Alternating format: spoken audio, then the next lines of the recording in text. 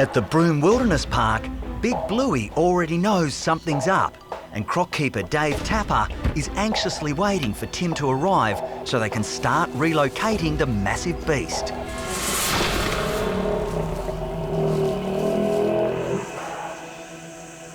Good morning, mate. Hey, Tim. How you going, mate? I'm good. That's good. How are you? Yeah, well. Big day? Yep, big day planned. Where is he? Just up the way there. I've got a couple of boys just keeping an eye on him at the moment. Let's go. Yep. Bluey will be one of the star attractions at the new park, 16 kilometres away. Bluey, there's a bit of a story. He was captured from the wild. He was eating horses on a cattle station. So, problem croc. And he's been here for about 15 years, and he's very loved. He's a real character. But he's 5 metres, 500 kilos, maybe more. A huge team of helpers has been rounded up for today's operation. This is a big move. We've got a big croc, very dangerous, especially for us, but also for the croc. It needs to happen smooth. It's high alert, and we need to be careful at every stage. All right. So everyone's ready? All right. All right, guys. Dave, Chris and I go into Bluey's yard, and he's nowhere to be seen. Just watch that rope, eh? Bang! There's Bluey. He's out, and he's right into position. Whoa! That first rope needs to go on now. We need to have our wits about us because a croc like this, make a mistake, you only get one chance. Rightio. Feed back on that, Tim. Yep. Pull back. Some of it. The massive beast is using all his 500 kilos to resist efforts to get him out of his pond. It's gonna roll. OK, just hold it there. Keep the tension on. Let him roll. Perfect. Bit of slack, guys. Tim has been asked to help move the 5-metre monster to the new crocodile park. This is where it gets hard. Bluey's got the first rope on and he's thrashing about. All we can do is try and hold on, but he's way too strong for us. Right, now Let him roll. A bit of slack. It's an epic struggle. Let him roll. The angry croc wants to retreat back into his pond. Hold up, boys, not too much on him. Then suddenly he starts heading straight for the fence. just keep the pressure. Jeez. Bluey has the ropes on and he's doing big death rolls. And he hits the fence, bites it and rolls into it. He's that powerful. This is a problem because if he can't get himself unstuck, I don't know what we do. In the struggle to free himself, the giant croc is now also using up too much energy. Big crocs like this can build up lactic acid. That can kill them. That happens because they struggle and they stress out. Do you want us to give him a bit of slack for a sec? Yeah. Just a little bit, yeah. Little bit of slack on. The team is running out of time. They now have just precious seconds to try to release the agitated croc. This needs to be fast. If Bluey overheats, he'll die. Come on. There we go. There we go. In Broome, gigantic croc Bluey is gradually untangling himself from a perimeter fence. Rightio, pull away. The massive 5-metre croc is being relocated to a larger wildlife park. With a bit of encouragement, thankfully, Bluey unrolls himself and it's game on. OK, hold the tension on there. Yeah. We'll let him turn, eh? That's it. Perfect. I want to try and keep him off the fence, so give him a little bit of slack. A little bit more, a little bit more. Hold on, just hold your ground. Now it's all hands on deck. Keep that pressure on Bluey. There's a few of us working in and around him. If the guys don't keep the pressure on, he's going to whack one of us. OK, Pete, you got your advertise? Perfect. Finally, Bluey is subdued. The team needs to quickly tape up his lethal jaws before they inflict any damage. Once his jaws are restrained, then we take a little breath because he can't bite anymore. Happy? Snap it off, mate. Perfect. Now we've got the jaws secured. The main thing we've got to watch out for is when Bluey rolls or thrashes that tail about. He can break your leg, pop your knee, really easy. Put a couple of you on the tail, couple grab the legs. Just give us a hand here on this one, mate. You got that one? Let's work on that one first. Fair enough. Bluey won't stay quiet for long, so Tim and the team need to keep moving. Crocodiles expend energy and they need a little bit of time to reboot. So by moving him quickly, we're hoping to avoid that point where he's able to build up fresh energy and become a problem. Rightio. Ready? One, Grab hold, Pete. Go. Pull. That's it. Perfect. Turn him a bit. That went well. He bowled himself up in the fence for a minute, but he came right back out. Good capture. Okay, stop. Perfect. Now we need to move quick and get into his new home before that lactic acid builds up, because that can really hurt him. That went well, Dave? Yeah, so far so good. Okay, fellas. Now this is the bit that's really going to test your mettle. Like I said, he's a very heavy animal, so lift safely, bend at the knees. In Broome, Big Bluey is about to put Tim and the team to the toughest test of them all. 1, 2, 3. We're a bit light up here.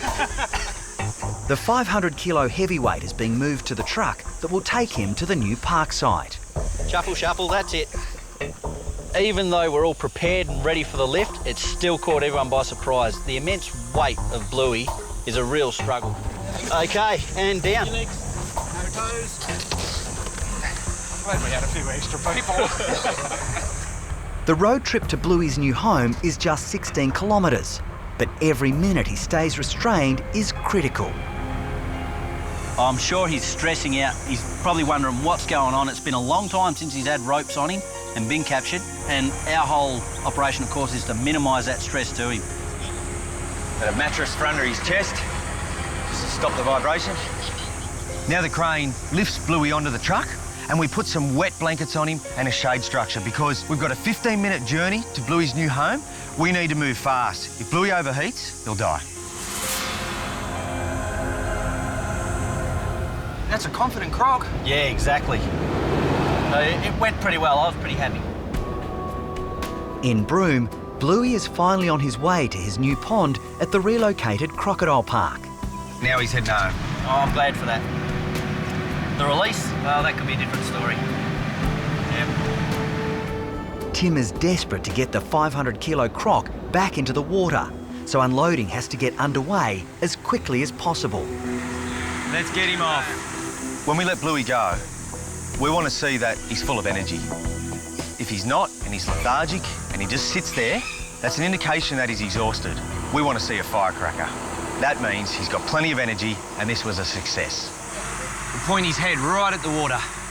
The dangerous release is creating plenty of interest. We've all braced ourselves ready. We just need to get those ropes off quickly, safely, and get out of his way. Rightio, Tim, we're going to get cracking on this? Yep. Okay. So his legs are free? Right. What's the tail? My stomach has butterflies. Dave is going to cut all the ropes, cut all the tape. Some people will be on Bluey, and my job is last rope. I'll have the only rope that's holding his jaws shut, so when everything else is gone, I'll hold on tight, and hopefully it unwraps. Hold him. Whoop, whoop. Hold him, guys, hold him. This is where someone can get seriously hurt. All right, clear off. Get back. Back behind me, Rocco. If Bluey doesn't stick to the plan, as soon as he can feel freedom, whack, he's up. He's okay. Once he gets a look at that water, he should just walk straight in. It's pleasing to see Bluey have some sort of energy. We know then that he hasn't built up a great deal of lactic acid in his body. Here we go. Go on, big boy. Keep going. Bluey's finally in. It's been a big day. It's a real thrill, a real buzz to finally move him. He is a great crocodile, very dynamic. He's great on tour, and it'd be good to see him back on tour and, of course, pleasing the crowd. Well, he's happy, mate. Yeah, no, that went pretty well. I'm happy with that too. He was cheeky. Oh, yeah. Caught us a little unawares at the end there, but yeah, still went well though. What a day. A 5-metre saltwater crocodile, captured and successfully removed. That's a good day in my book.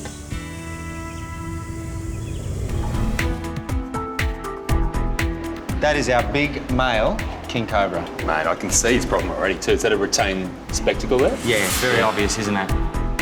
Nicknamed King of the Jungle, The 5-metre Cobra is one of the world's most dangerous snakes. Doesn't look too happy. The problem with the king of the jungle is the fact that when he shed his skin, he left a couple of scales over his eye. Because he can't see out of his right side, he freaks out and he's liable to strike, which makes him dangerous. The scales have to be removed, and that means trouble for head keeper Tim Faulkner. The amount of venom that gets pumped into you from a bite from that is so much that it outweighs toxicity in some cases, and you do not want to get bitten. You know, I'm not catching him. He is beyond me. He needs the master. It's not me. The master is the owner of the Australian reptile park, John Weigel. He's crazy. I wouldn't say that he's mad. He certainly doesn't take risks. It's all calculated and he knows what he's doing. The biggest problem is that there's so much snake here to work with in such a small area. You know the king's not mucking around when you see him actually have a little strike at John. Now, if that was me, I'd be backing off and just thinking this just isn't going to happen today. The position you put the snake in by going in there, it's going to bite.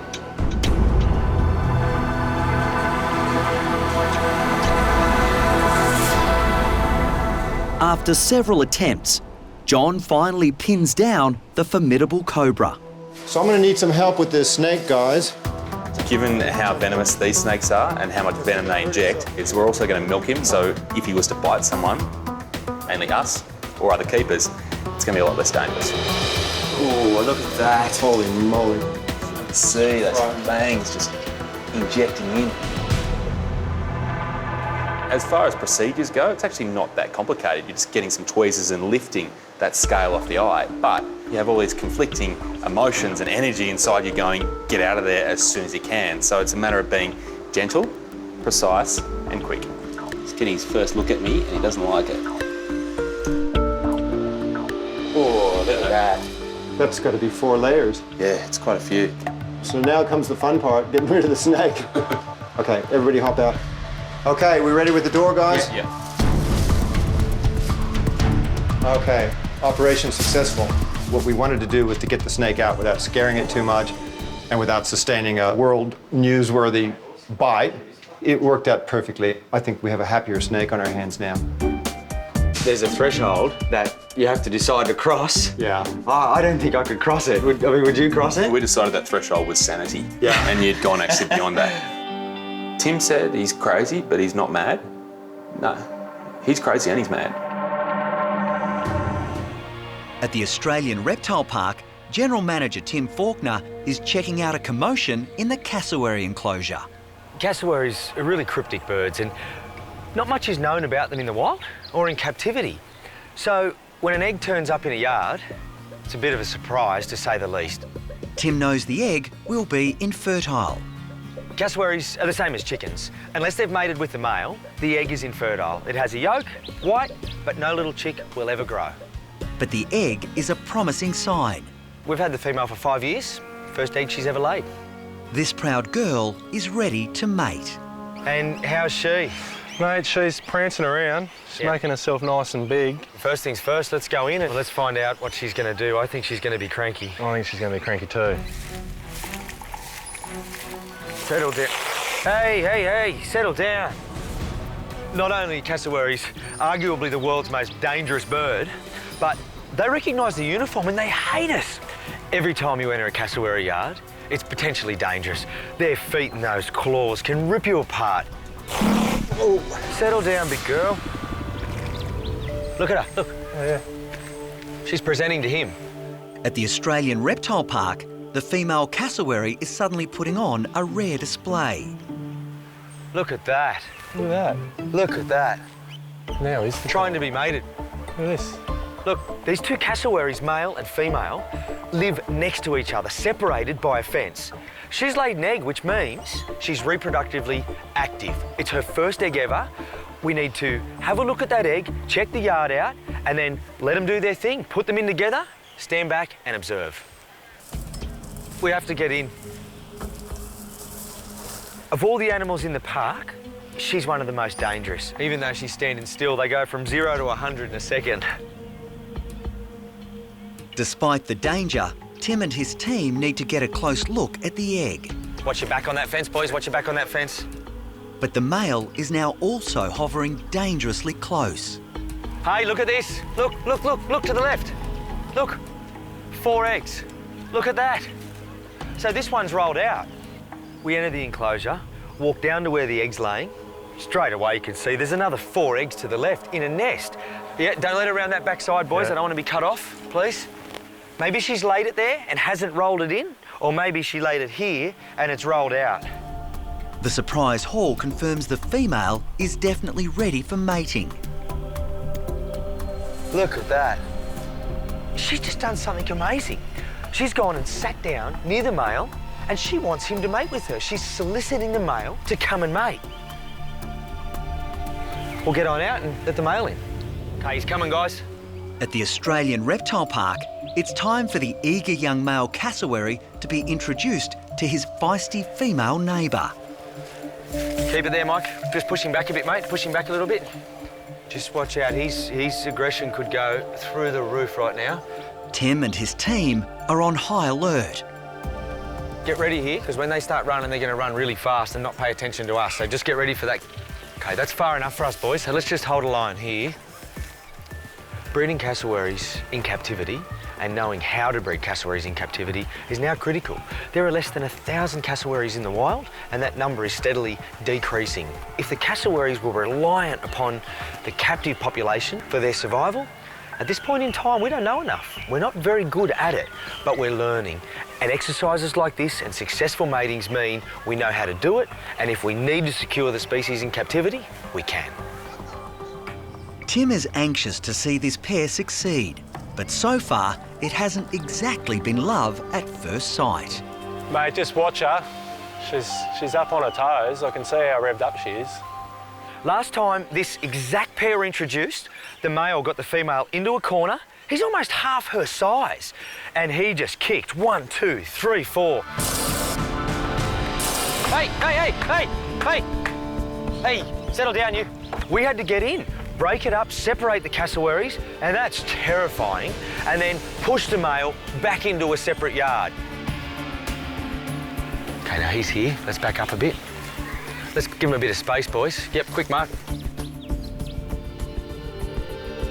This time, Tim and the team are poised and ready to intervene at the slightest sign of aggression. This could still turn into a fight. The signs here are really encouraging, but last time and times before, I thought things were going well, and it very quickly turned nasty. The mating's interesting, but if we see a fight, we're in there and we're separating. He's picked up the pace now, and he's right on her tail. Good signs. Here he comes. At the Australian Reptile Park, Tim and his team are anxiously watching a pair of cassowaries, hoping they can mate safely without a fight.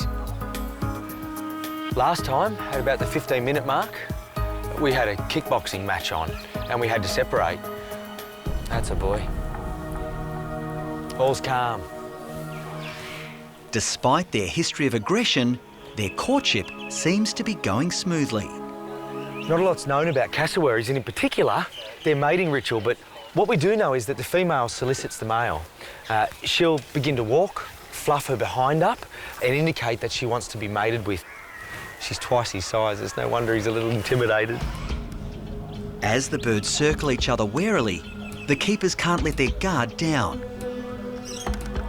Cassowaries don't get the reputation of being the world's most dangerous bird for no reason. This could still go pear-shaped, so essentially, we never relax in this situation. We've left them in there, and it's going well. They're both calm, and they're courting. So the female is leading the male around, and he's now hot on her heels. He's zigzagging behind her. Suddenly, the female makes her move. She's gonna do it. The female cassowary has stopped her prancing and is sitting.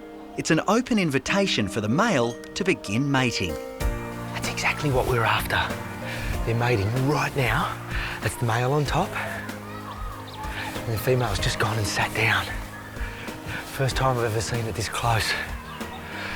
And a far cry from last time's fight. And it's amazing how such an aggressive bird can be so gentle. And now he's preening her. I'm so happy with how today went. There was Mike, Nick, Obi and I, and for all of us, as keepers, we love our animals. And to see that is something we've never seen before, may not see again.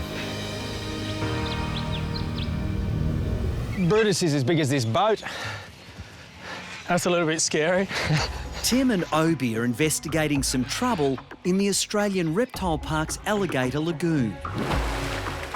Bad boy Brutus has started fighting the old male gators for territory and harassing the females. Right. Most of the time they get along and there's a real social hierarchy from big boys right down to tiny little hatchlings. Now, Brutus is at that point in his life where he's ready to become top dog. The risk is if we leave Brutus that he's going to try and throw it over these old boys. That's going to end in serious injury, possibly death. Ah, that's our gator. Look, he's just sitting there, standing his ground, doesn't want to move. Everyone else is scattered, and the king's just holding his ground. Hey, hey, hey. We can't catch Brutus in the water, even though we're only a metre from him now. There's a few risks. One is that he pulls us straight in. Two is that if we happen to get a rope on and let's say Brutus was too strong and he pulled away, he could then be stuck underwater with a rope wrapped around his head, and we don't want that.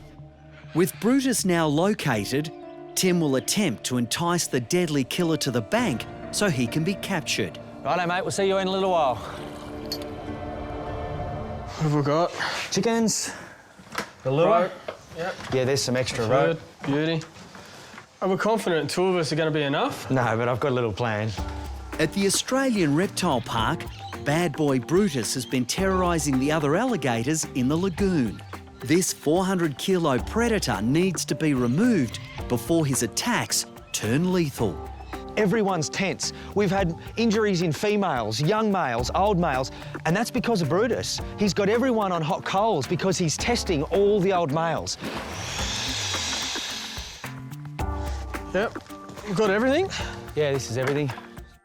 If we don't take Brutus out now, what we face is a lot of injuries, a lot of stressed out gators, and it'll end in death. And that's not something that we want to happen. Tim to Kyle? Yes, Tim. Mate, why don't you pop out backside of the Gator Lagoon? No problem, Tim. I'll be straight there. Kyle's worked with gators, but not like Brutus. Jeez, he's quick. Hey, mate. Hey, Tim, hey, Abs, what's going on? We got a treat for you today. Oh, what's going on? Kyle doesn't know it yet, but this rookie keeper is about to receive his first lesson in gator capturing. With the little ones, around the metre size, I have handled a bit, but ones this size, not very much experience at all. There we go. Number one rule, don't get eaten. So we'll try that and see how we go from there. Take this. Hey, watch out. Come on. This is Brutus. Come on. That's a gator all the way up. Come on. That's good. Kyle, jump on. Okay, one more. 1, 2, 3. Okay, Kyle, you keep that tension on. Obes and I are going to go around. You right, mate? 1, 2, 3. Obes, on. Hold him, mate. Wrap it around that tree, buddy. I'd like to know what's behind us, mate. Brutus has now been captured, but the hard work isn't over yet. This big boy now needs to be moved to his new home, and he is not giving up without a fight. You get ready to jump, because he's just going to roll with me. Okay, he's going. You can do Kyle on, jump on, mate. Let Obes work there for a minute and just jump on, just smother him, mate, that's it. Be at the back today, mate. At the Australian Reptile Park, Tim, Obi and Kyle are struggling to restrain Brutus. The 400-kilo killer has been attacking the other gators in the lagoon and needs to be removed. If he rolls, mate, you just get your foot out from under him. Don't keep it under there or he'll snap it. We'll snap it, no problems. He's a good boy. Yep. Not so tough now, hey, buddy? Not so tough now. Ooh, bit of commotion. Maybe that was a celebration of the removal of Brutus. 1, 2, 3. That's it, mate, good job. Again, 1, 2, 3. Once we've caught Brutus, that attracts interest from the other gators. They think it's feed time and they're moving in. And that's not something that we want to happen. Throw us a stick, we don't want him up. Stay away, buddy. Hey. There we go. Stay away. Watch that little one to your side, mate. Hey, off you go, please. We don't want you up here. At the Alligator Lagoon at the Australian Reptile Park, Brutus's capture has attracted a lot of unwanted attention. Off you go, mate. They're hungry and they're quick, so it's a dangerous mix. Oh, it's a bit daunting having him sitting there and big male gators right here. With the deadly onlookers now at a safe distance, Tim to Jules. Tim calls for backup to help move the 400-kilo predator to his new home. Oh, we're going to need an army of guys to move Brutus, Jules. We're out here now. He's all tied up and you better get Big Johnny. I'll be there as soon as possible. If we don't take Brutus out now, what we face is a lot of injuries, a lot of stressed out gators, and just not a happy pond in general. Hey, gang, we need everyone, all hands on deck, just to lift him, then we've got to move him. Oh, crikey. Hold him. Okay, let's go. We had 8 to 10 people on that board. Let's say we're carrying 50 kilos each and we were still struggling. Oh, hang on. Right. We start walking and very soon we're in mud, holes, trees, logs, rocks. 3. Righto. We'll get a little bit more help, hey? We need more help, so we call in extra people again. That's it. I'm feeling like it. One more. That's it. Okay. This is a big 400-kilo gator. Everyone down. Stupidest thing we've ever decided to do. What's wrong, Obes? Oh, I'm a wee bit unfit. Oh, jeez. Yep, on the trolley. Further. This lagoon is not designed for taking big gators out. It's horrible getting them out. Well done. All right, ready? Yep, just go easy, mate. Oh, yeah? We've got to go over fences and then we've got to take Brutus into the park area, the main park area with all the visitors. And very quickly they swarm. They all want to see Brutus. All right, guys. Hop on back there. We're going to lift him up now. Ready? 1, 2. Just sit him down, guys. We can slide. That's good, guys. That's enough. Just sing out if you need anything. Oh, no. 2, 3. Hey, guys, just wait. That's it. Aggressive alligator Brutus is being moved into isolation after attacking his neighbours at the Australian Reptile Park. Guys, there's a big drop-off behind my side here. It's proving to be a logistical nightmare. Swing it round. Go down.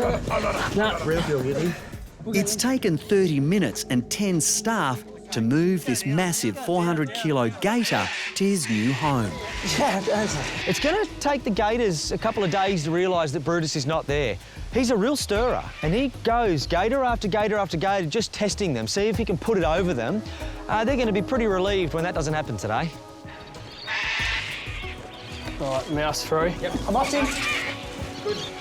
I'm off. Away that. Brutus, in a very short time, will own that pen. Time will tell whether we put him back into this lagoon, his gator lagoon, or he may need to stay by himself for a while.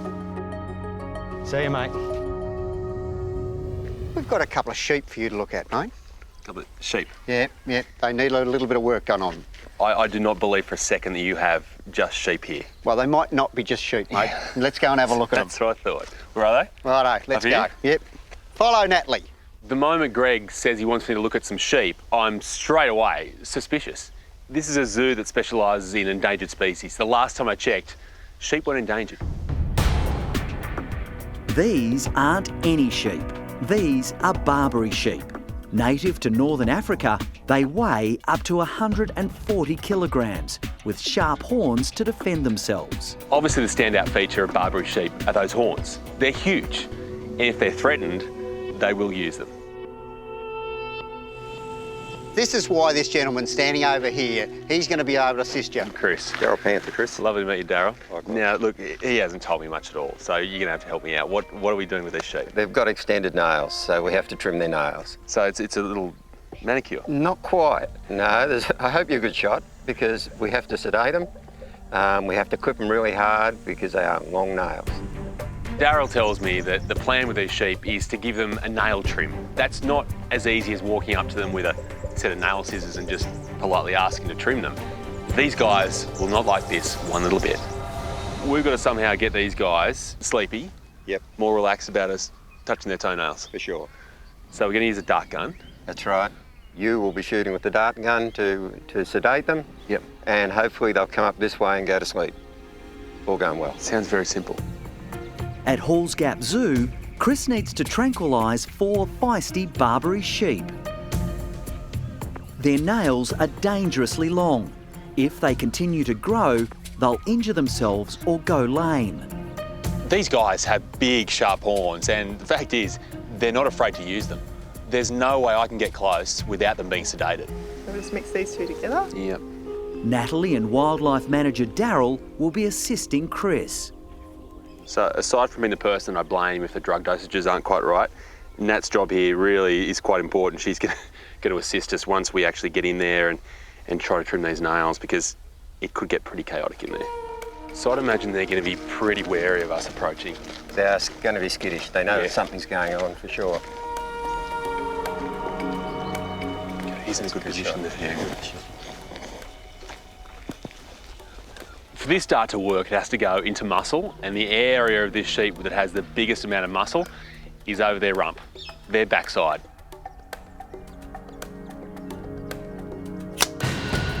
Perfect. Absolutely perfect. Okay, we're in.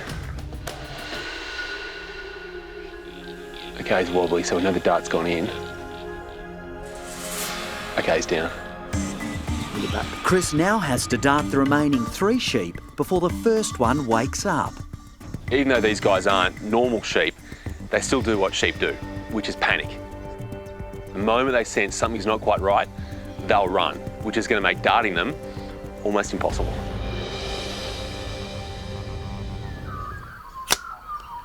Perfect. Absolutely perfect. Chris has tranquilised the first of 4 fast-moving Barbary sheep. Okay, he's wobbly, so we know the dart's gone in. Their massively overgrown nails will cripple the sheep if Chris can't get to them. He needs to dart the others fast so he can work on all 4 Barbaries safely. Okay, so we've got 3 down now. Got to move quickly. Despite being darted, the 4th sheep still isn't asleep. Now, every minute that they are under anaesthetic, the risks increase. So I'm going to start with the other 3 sheep, and hopefully by the time I'm finished, this 4th one will be asleep. All right, so the plan is just to trim this overextended area here.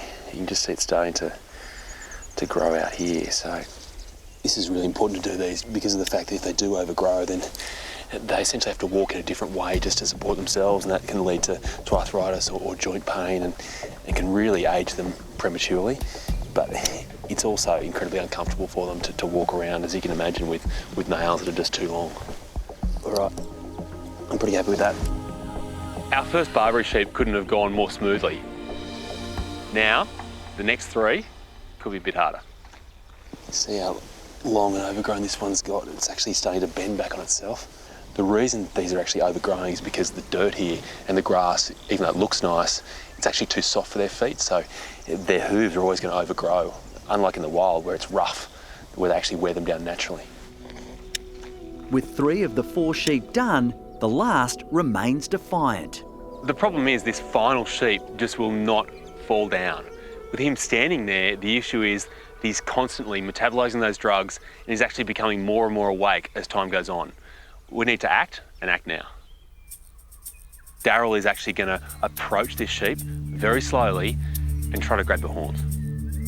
Even though they're quite heavily drugged, they can still muster enough adrenaline to actually start running again. That's what we're trying to avoid right now. Oh, no. The moment he grabs those horns, I can tell he's not going to be able to hold on all by himself. I've got to rush in as well. Settle down, I know you're freaking out. At Halls Gap Zoo, Chris has been unable to effectively sedate a wild and woolly Barbary sheep. Stay there. He'll have to trim the dangerously overgrown nails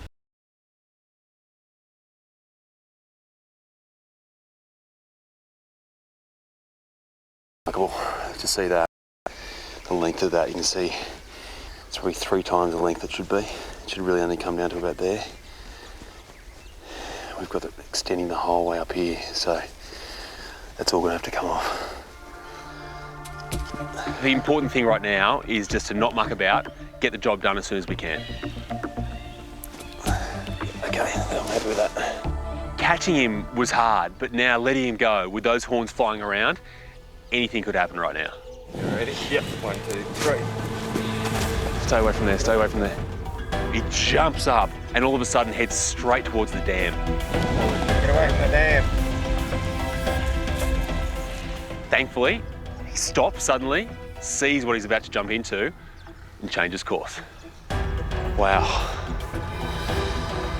How close was that? Good work, mate. That was not easy. I've never worked with Barbary sheep before this moment. And chances are, I won't be forgetting it in a hurry.